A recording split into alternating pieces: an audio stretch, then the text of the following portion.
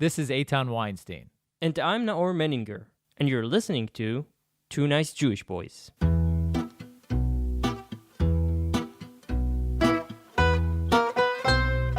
This podcast is made in collaboration with the Jewish Journal. Check them out at jewishjournal.com.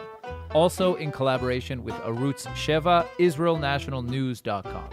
If you'd like to support the podcast, visit 2njb.com/donate.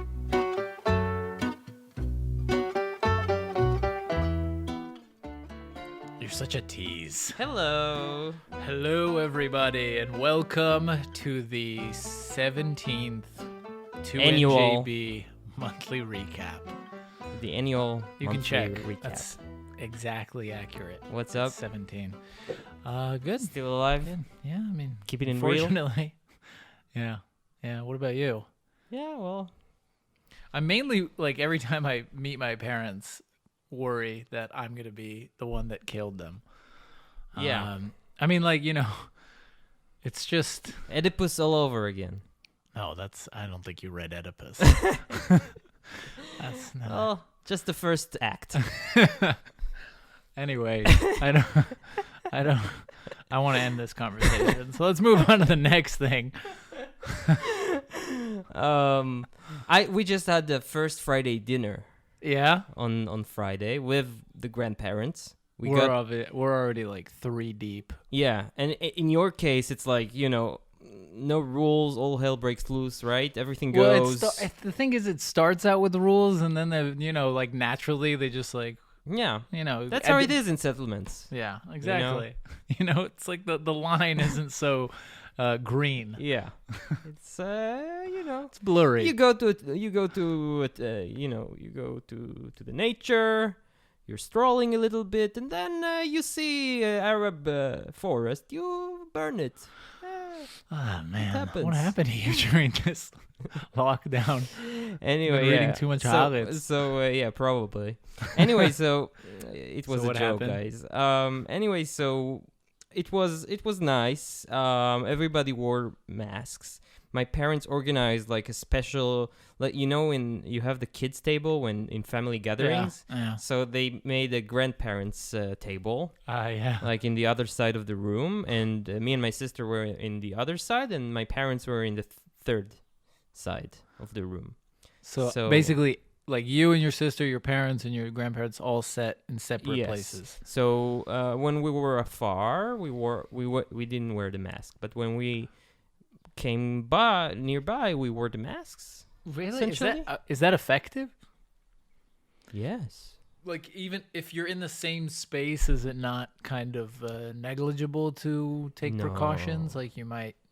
No? Because let's say I'm sick, and I don't show symptoms, which means I can still infect someone, but if you have no symptoms, it's harder apparently to infect someone because you sneeze less, you cough less. Yeah. But in any case, so if you wear the mask and you don't, the droplets are blocked, so it's much, much harder to infect someone. Yeah. Makes sense, I think. No, but I'm saying you're still like touching things that they're touching. No, when we served them, like when my father served them, you didn't touch anything in the house? What did I touch? No. I don't know, glass. No, and I touched my Don't finish that sentence. Table, like my spoon and fork and those things. Okay, that's about it. All right, so so it went well. My grandparents were psyched to finally get out of the house and see us. Yeah, it's probably been pretty rough on them. So yeah, it was really rough. But in your case, it's different, right? Like it's. No, I mean no hard procedures like. No, like strict rules. No, we try and keep like apart, but I don't know. I mean, once we see each other, it's kind of it's weird not to hug. At the beginning, like the very first time we had a family gathering, then we kind of did the elbow thing right at the beginning. But we spent the whole weekend at my parents' house. Yeah. And my sister you and got her to, right? husband. Because they're keeping Shabbat. They're. No, we don't have to. We usually go and come back on the same night. but we spent. It was for Yom Ha'atzmaut. I'm kind of giving away that I broke the law, but we because there was quarantine. Although we didn't really because we did quarantine for Yom Ha'atzmaut. We didn't go out during Yom Ha'atzmaut, the Independence Day. But we stayed there the whole time because we had to. Okay. And then my sister had been there with her husband and their kids for already 3 weeks, basically. And since the beginning of the quarantine, they locked down with my parents. Wow. Yeah, basically. And so it's I don't know, it felt kind of pointless useless by the end because we were all, intermingling and together for the whole weekend. So. Yeah. Actually, here in Israel, the situation is pretty good. We have several dozen new cases every day. Yeah. There was recently just probably by the end of the day there was a new case, but I think it was on Saturday there was a headline that no new cases. Yeah, the first day without any new cases, but it was just in the morning. Yeah, I don't know about that, but yesterday we had 8 new cases in 24 hours. Yeah, which is really, really good. And every day I follow also the numbers of people who are getting better, and every day you have between 150 and 200 people who are over recovering, who recovered. Yeah, but the real question is, so first of all, you look at the graph for the Spanish flu, for example, and it's pretty disconcerting because it's we might be. I don't know if you guys look up a graph for deaths for the Spanish flu. Decline, and then there's a peak, and then it goes down during the summer, and then right after the summer is a whole different monster. And so that's a bit but we have experience now with taking measures that have proven themselves. Maybe if we lock up again, but then the question is, what kind of an effect is that going to have? Yeah. Economy here is bad. I don't know if it's as bad as in America, but it's worse. In the United States, I think unemployment right now is about 14%. Here it's 25. 25, 26, and 14% in the States is unheard of. That's Great Depression levels. It's I saw. Did you see the New York Times main page 2 days ago?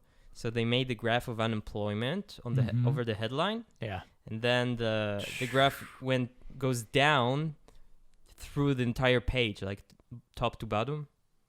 You've seen it? Yeah, it goes down like this, yeah.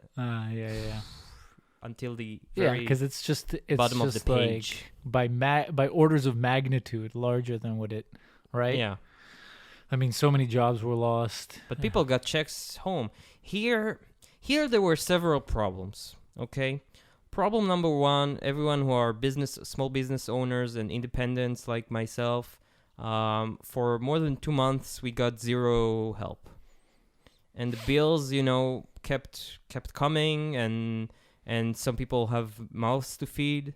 I don't even have a hamster, so no worries.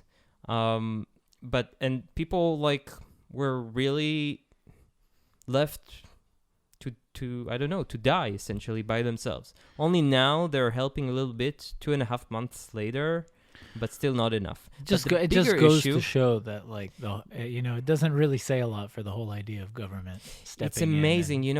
I heard discussions on the radio, and 2 hosts were talking about it, how much they're disappointed in the country for not helping the independents.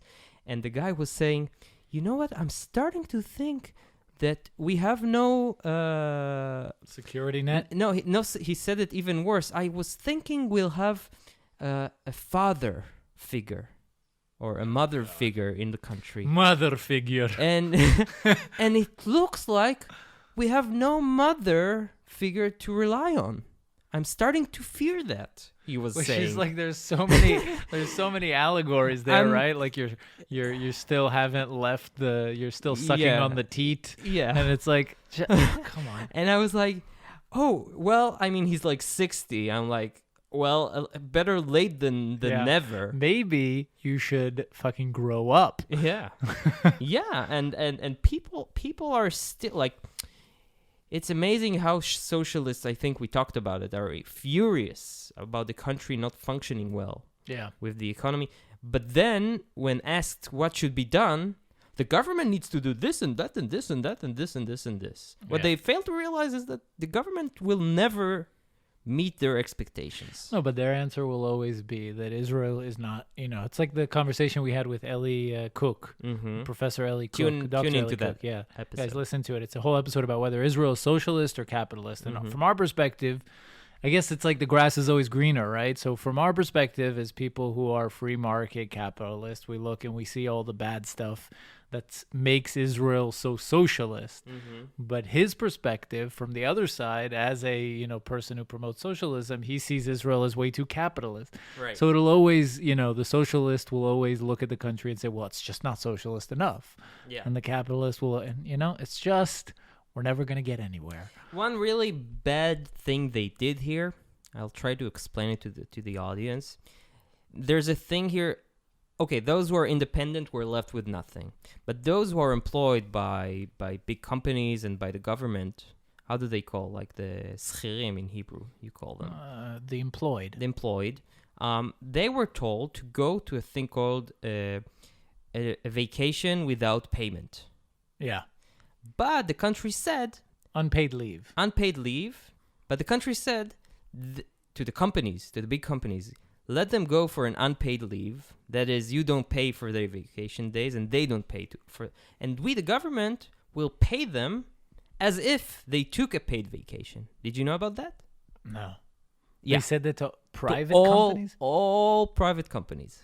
So everyone yes. Everyone who went to Khalat is supposed to get money from the government. They got money. They got money as if they took were on paid vacation. Yes. What? Yes. And here's the... I have a few people I know. I wonder if they know about this. I mean, they got money straight to their bank accounts? Yeah. Meaning their salary came in. Like unemployment, the same... So a percentage, like 70% or whatever. Yeah. But the same system of unemployment paid them as if they were unemployed for those days. And that was really problematic because you have companies like, I don't know, huge companies. Yeah, okay, I see what you're saying. The people on unpaid leave could demand unemployment. Yeah. Why should the government help, I don't know, Microsoft or Google or I don't know or IKEA and pay for vacation days? Well, I'll tell you why. Okay. And this is like an uncomfortable side of the argument that I find myself on. You and Dr. Cook why. Because on the same page. Yeah. No, but seriously, because you forced them. You forced them to send their employees on leave by instituting all these restrictions. Now, we can have a whole other argument about whether or not the restrictions were necessary or unnecessary or moral or immoral, ethical, whatever. But in the end, the government took coercive action. But they forced 500,000 independents. So then again, that's a different. And are you not saying that you're frustrated with the government for not providing the money that they promised independence? Only because I paid them so much. And these companies pay, I think, something like 25% in corporate tax. So, there's tax breaks and all that, and we can talk about that. Each case is different, but in the end, generally by the book, these companies pay a lot of money to the government. The government took coercive action, told them, send these people home. They cannot come in. So, I do see whenever the government uses force, it needs to compensate. It can't just take force willy-nilly and just use it wherever it sees fit. That's exactly the problem with government. Yeah. But now everything is almost back to normal here. So it's starting to get back to normal. You're not going to work yet. You're still working from home. Yeah, I think a lot of the private companies are... a lot of... You guys need to keep in mind that a lot of the companies in Tel Aviv, at least, in the Tel Aviv area, there's a pretty high percentage of... I don't know exactly the numbers, but there's a pretty high percentage of high-tech employees, right? Startups. And people working in software development and the kind of stuff that can be done remotely. And so I do think it's taken down efficiency for a lot of companies, probably a bit. Some people might argue that it actually raised efficiency. But I think that it's like it's sufferable for them. Like they can take it, right? They'll take anything they can get. They're not going to like object to the government paying their employees while they're on leave and taking and like making the cuts that they have to make and having no cost. But I think that for the most part, a lot of these companies are like, they're fine. And so they're taking the necessary precautions. And, you know, our company has contacted everybody and told everybody, you know, do what's most comfortable and what you see fit. Of course, there's still restrictions. Here in Israel, you can't have more than 30% of the workforce in the office still. And you still have to go through all these not bureaucratic, but these health guidelines. And all the restaurants and cafes are still closed and... Well, not closed. I mean, they're still taking orders Takeaways. Now. They're taking orders, yeah. Yeah. But we went out on Friday and strolled, and it was packed. Yeah, I was with you. That's right. And it was just so uneventful. No. Do you go out with other people? That's right. No. I thought tried to convince myself. Yeah. No, so we had an agreement. It was really full though, yeah? Yeah. Because I was thinking, I sent a friend a photo. Yesterday, Sharon and I were out on the Tayelet, on the promenade in Yafo, and it was just like packed with people. Right. Not as packed as it normally is, but it was still, I mean, sight that you haven't seen in, I don't know, a month and a half. So, so either in a few days, we're going to close to zero confirmed cases, or a second wave. But the thing is, like, even if it goes down to zero, it could stay like that for a couple months, and that maybe it's the weather, right? Everybody's been talking about this, that like these viruses don't survive in heat and the open air. So summer, everybody goes outside, right? And a lot of people have actually been saying, like, going outside is, for some people, maybe a better option, right? Staying inside is part of what transmits diseases. Everybody in closed, confined spaces, right? Yeah. So you go out, you catch it from someone else, and then you stay closed up, locked up with someone else, and you pass it on to them. Right. Open spaces. We're recording back there. Yeah. Open spaces with the heat might put this thing to bed for a little while, and then it could surge again in the winter, and that's kind of scary. That like it's just gonna come back with a kick. Yeah.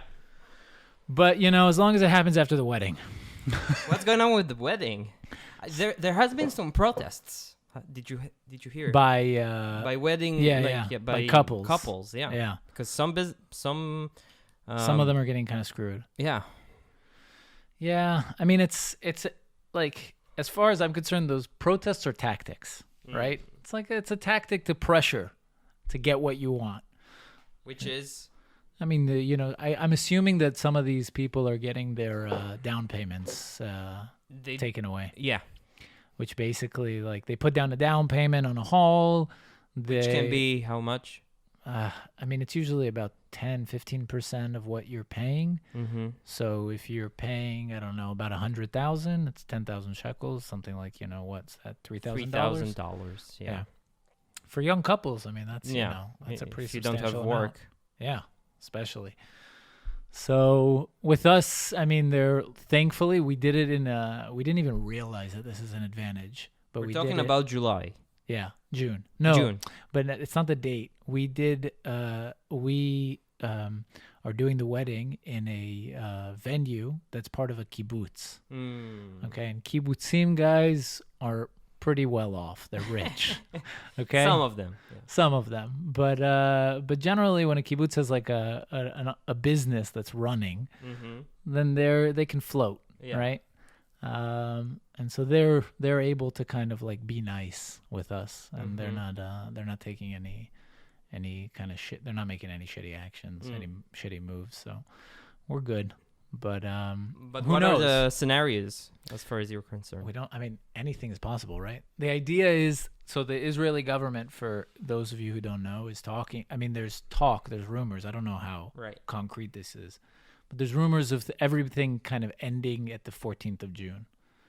And our wedding is like 10 days later. So yeah, living on the edge. Yeah, it's gonna be the spot of the next outbreak. Yeah, it will be an event to remember. Yeah, this is where I got it. Or to forget. Yeah, to try hard and forget. The event, either I got Corona or STD. I don't know which is. Man, I don't know what kind of weddings you've been going to. I mean. Anyway, so what's going on with the government? Yeah, apparently they're forming a government on Wednesday. Which is crazy. Yeah, what happened last week? Gantz and Netanyahu signed an agreement. I think it's good. I think it's on heat. Show me. Yeah, it is on heat. Guys, it's getting hot here in Tel Aviv. It's unbearable. It's that time of year where it could be like boiling hot and then freezing cold. Yeah, in the evening. It's so annoying. Anyway, so they signed an agreement, the rotation agreement.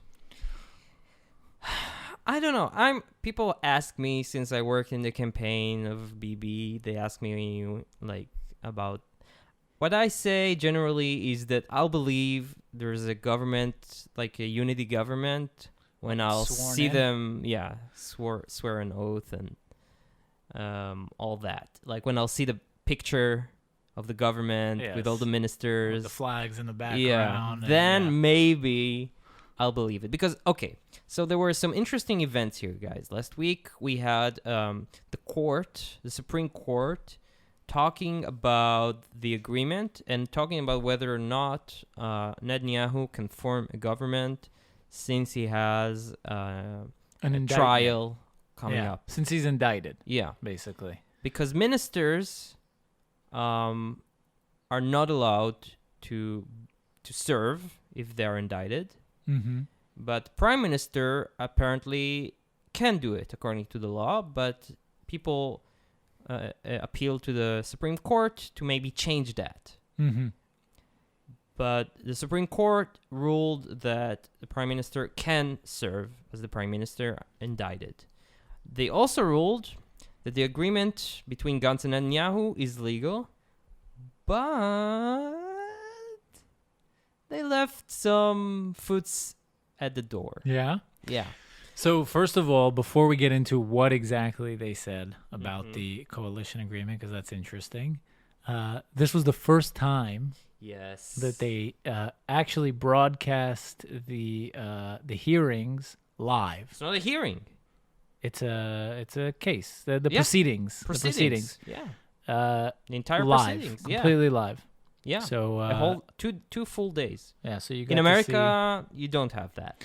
I'm not sure about Supreme Court proceedings. There are certain hearings that happen live on television. Like we saw the most recent that I can remember was the Brett Kavanaugh one. Yeah. That was like everybody was talking about. But that's Congress. So exactly. Yeah. Yeah. That's I think is it Congress or the Senate? I think that was a Senate hearing. Okay. But yeah, I don't think Supreme Court. I think Supreme Court is behind closed doors. Did you watched it? Some of it. Yeah. What'd you think? It's pretty ridiculous to me. Yeah. Well, one thing that caught my eye was the fact that it felt like, I mean, and again, I'm not a lawyer, so I don't know the actual like protocol and the process, but it felt kind of like in Hebrew we say a shchuna. Yeah. It felt kind of like a mess. Like it was chaotic. Like they weren't letting even the Elad Shraga, right? What's his name? Eliad Shraga. He appealed against Bibi. Yeah. They weren't letting him talk. Like they were cutting him off. Them are the judges. Meaning the judges, the 9 Supreme Court judges. 11 were up there. 11. Sorry, yeah. So they kept cutting him off, and he kept cutting them off, which I found like you're in a court of law. You need to like in the States, if you can be held in contempt, right? if you keep like interrupting the judge. Uh-huh. And he just kept interrupting. Like it was like there was no respect. Mm-hmm. It's a shuk. Yeah, and it was, but maybe that's just the Israeli way. But wait, okay, so I'm interested in hearing what was the the footnotes. Look, the thing is, the agreement is one of a kind between Gantz and Bibi. It is so complicated. Essentially, it makes up a new part of government, which is called the replacement prime minister. Mm-hmm. And in the first year and a half, Bibi is the prime minister and Gantz is the replacement prime minister. Not the vice prime minister, because that's a lesser of a title, but the replacement. And it has a whole legal standing. Yeah, they invented it. Their intent was to legislate a whole set of laws that would implement these new terms into the law and into our lives, and completely change the system. Like one of the things that's super problematic is that it allows each one of them to appoint his own kind of batch of ministers, right? Right. And they called it a partitionate government. Paritetit. Like partitioned from the world. Yeah. And the idea was that, okay, Bibi came with 59 members of parliament, right? Yeah. The right part. And Gantz only came with 19 members from his side. Mm-hmm. But since Bibi is the right and Gantz is the center left, the president said, let's form a government that is exactly half and half. So Gantz gets half of the ministers to appoint, and Bibi gets another half. So Gantz gets like 15 minister roles to appoint. They also increased the amount of ministers, right? I mean, they it increased wasn't 30. Yeah. It was something like more. 20. Yeah. Now it's 33, Yeah. 4, and they want even 36 or 37 later on. But the point is that Gantz gets to appoint, he has 19 members of parliament, and he gets to appoint like almost all of them to be ministers. Whereas Bibi has only 15 or so jobs to give ministers. To 59 hungry ministers, including members of Likud, his party, who were ministers for almost 6 years now. And now they're going to be left with nothing. And that causes him lots and lots of troubles and headaches. So why did he agree to it? At the time, he had few choices, few good options. But things changed since then. Another big problem for Bibi in the agreement is that in a year and a half, he's out of the prime minister's office, and he gives to Gantz, his nemesis, he gives him the job. And there's all kinds of, there's all kinds of stipulations why he won't be able to pull out of this agreement. If he pulls out of the agreement in a year, then we're going to elections, but Gantz he becomes the prime minister for the time of the elections, and vice versa. During the election. Yes, and which is it's crucial, because when you go to elections, when you're an incumbent, when you go to an election, you want to be the prime minister, not the other guy. It gives a lot of perks during elections, a lot of power.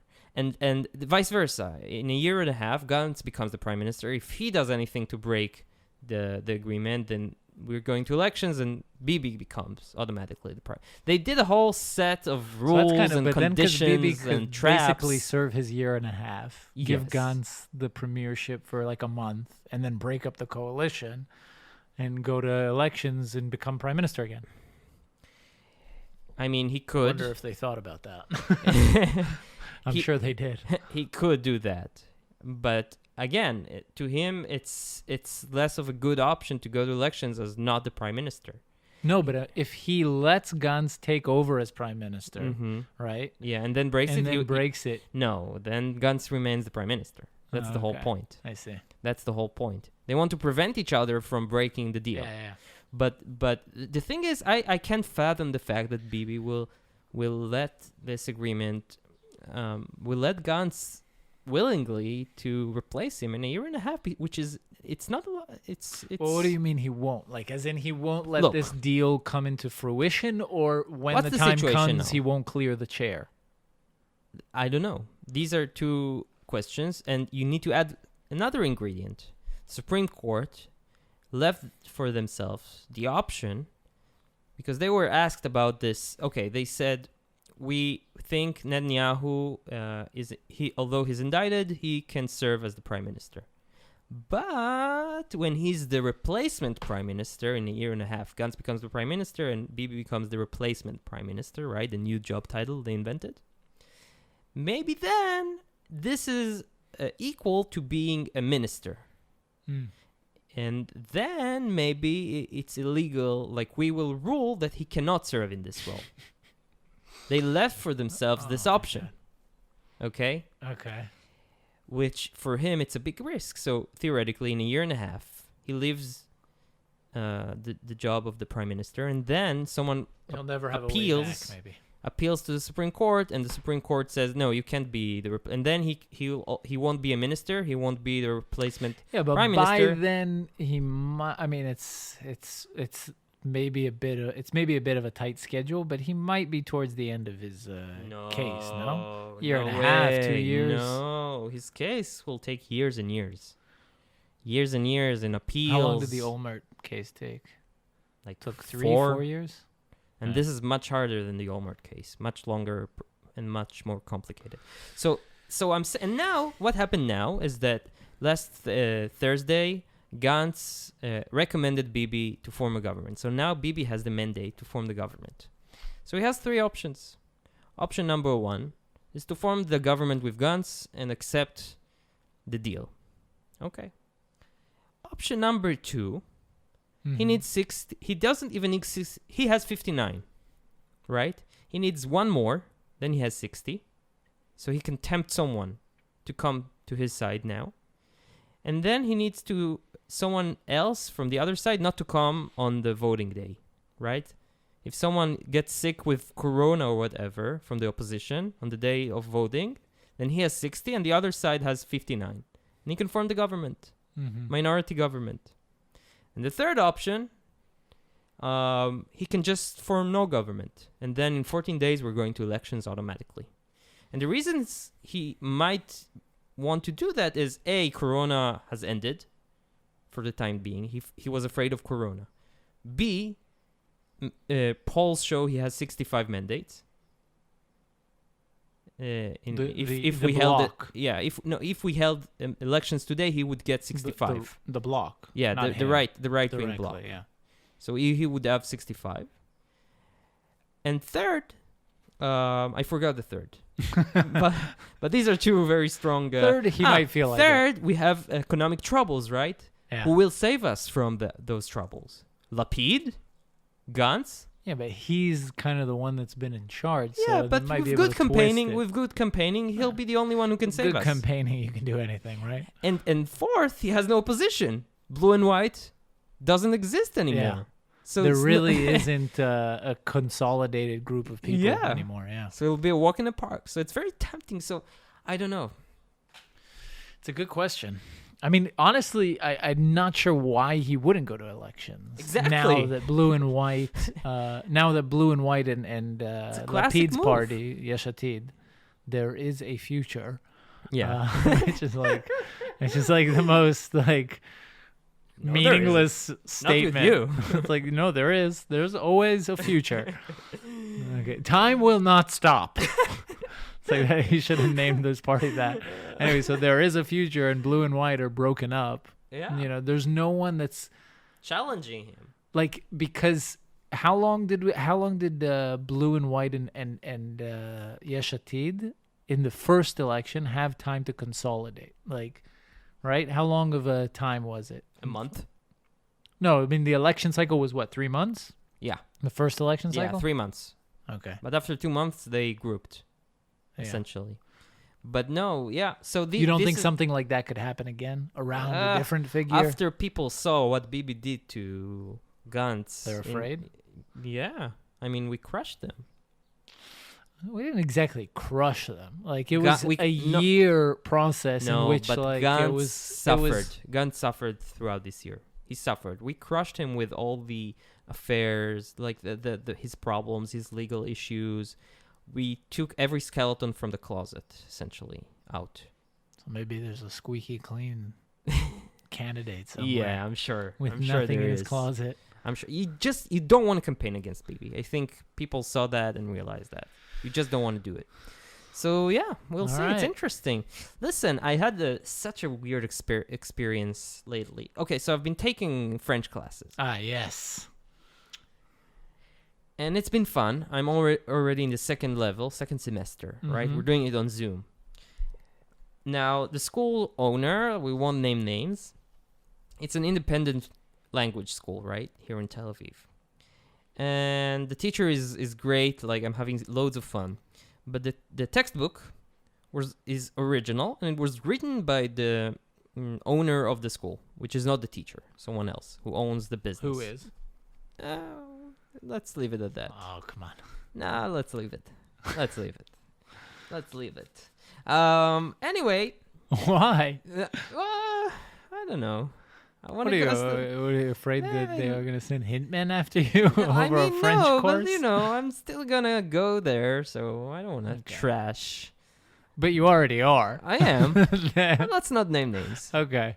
We won't name names. We can say he's a son of a very famous politician here, an ex-politician here in Israel. Anyway, that's not really relevant, but the point is, he writes the textbook in French, right? Very infamous. Sorry. Go on. He writes the textbook. And in the textbook, so we get homework. I'm a good, nice Jewish boy. I make homework. I do the homework. Yeah. And last week, I've been doing homework. And in the exercise, it's called the social classes. Yeah, the social classes. And you have like a beginning of a sentence, and you need to fill it from a bank of answers underneath. Yeah.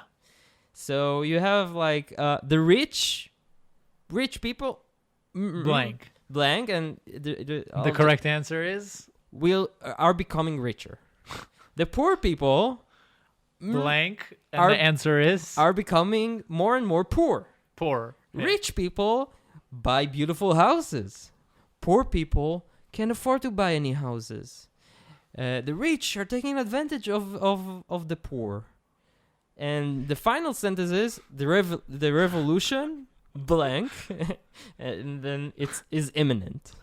Is the correct answer? Yes, meaning that's the correct one. Yes. If you would have chosen the revolution is bullshit, for example, then you would have gotten a 0. And then on the next page you have like 2 columns, and one is titled the bourgeois and the other is titled the work class, right? And you need to fill adjectives. So the bourgeois, they live in beautiful houses.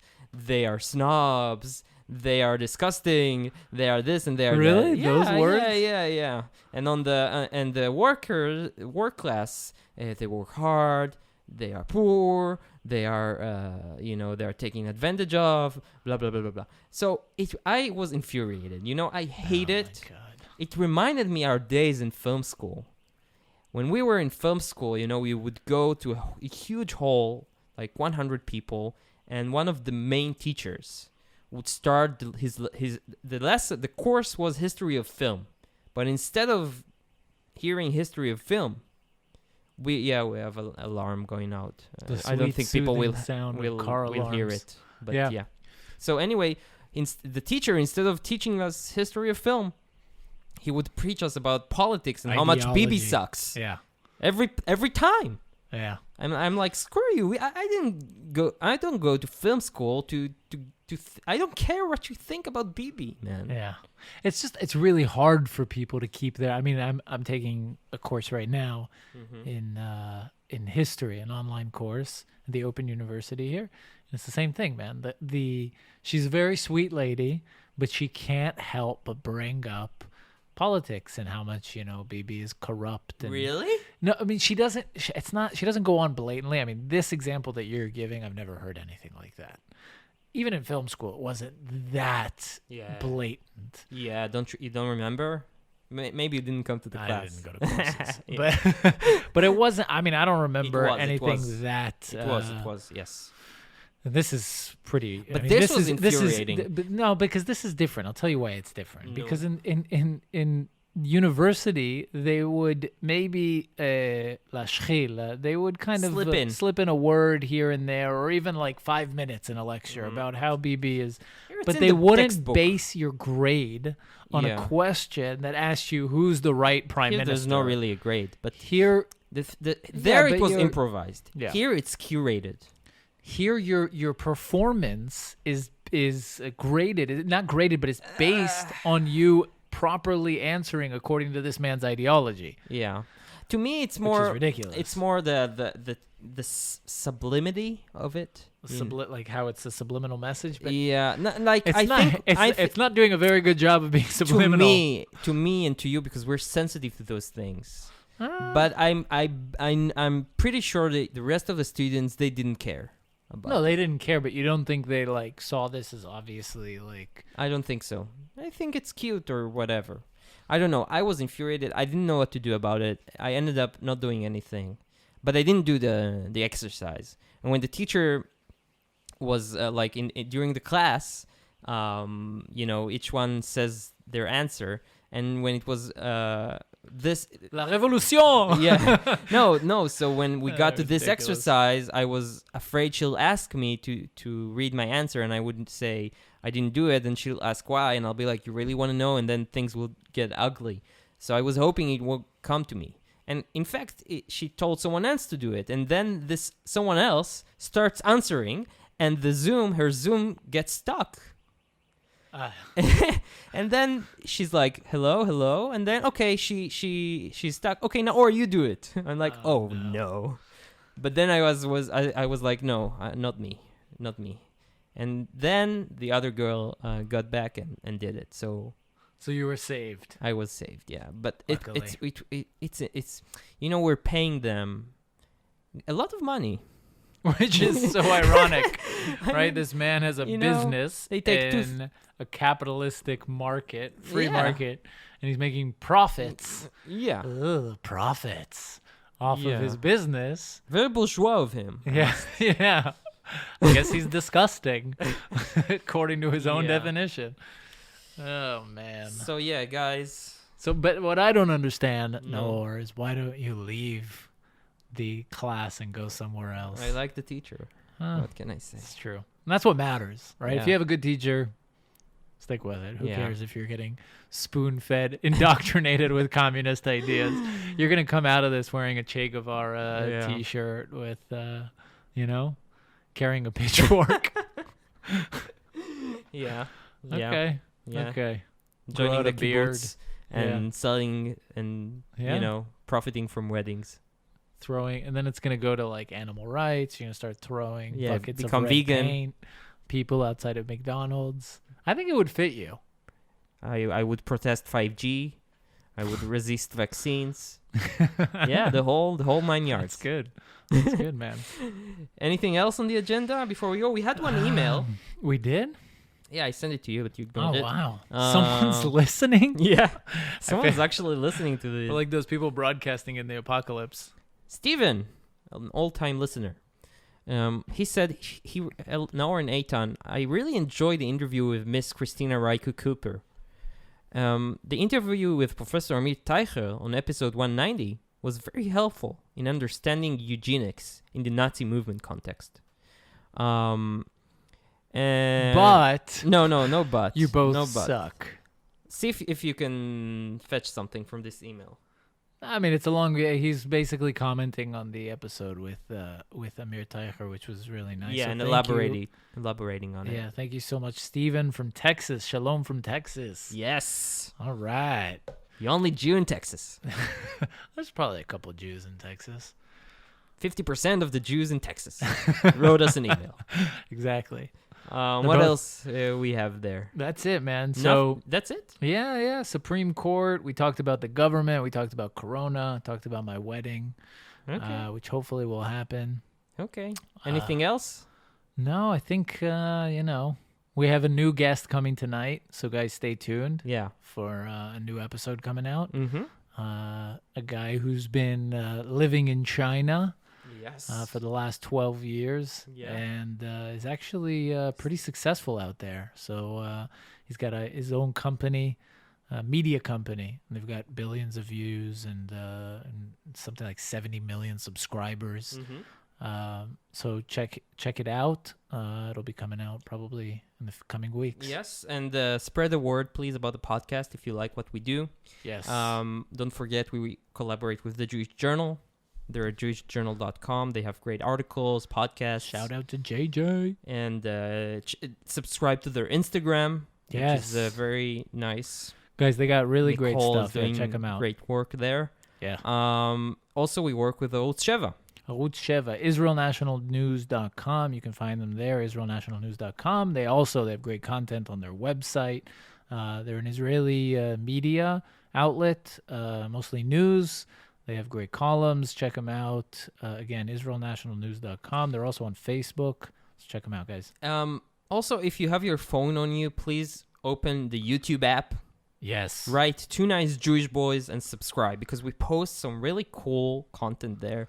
I work on it for hours and hours, guys. I take the best bits of every episode. We do a multicam thing here. So I edit it out and we post it, and it's really fun to watch. Nor just Polish mothered you all. Yes. I work for hours and hours on this stuff, okay, guys? Don't do this to me. Okay, just all you need to do is download the YouTube and press play once in a while. Do not disappoint me.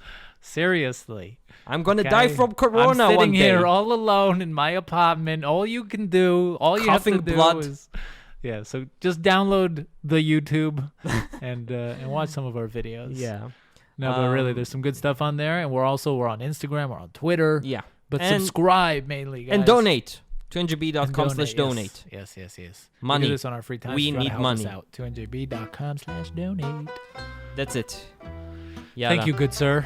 And thank you all for listening, for tuning in. Stay safe. Try not to get corona to your parents. Bye, guys. Bye.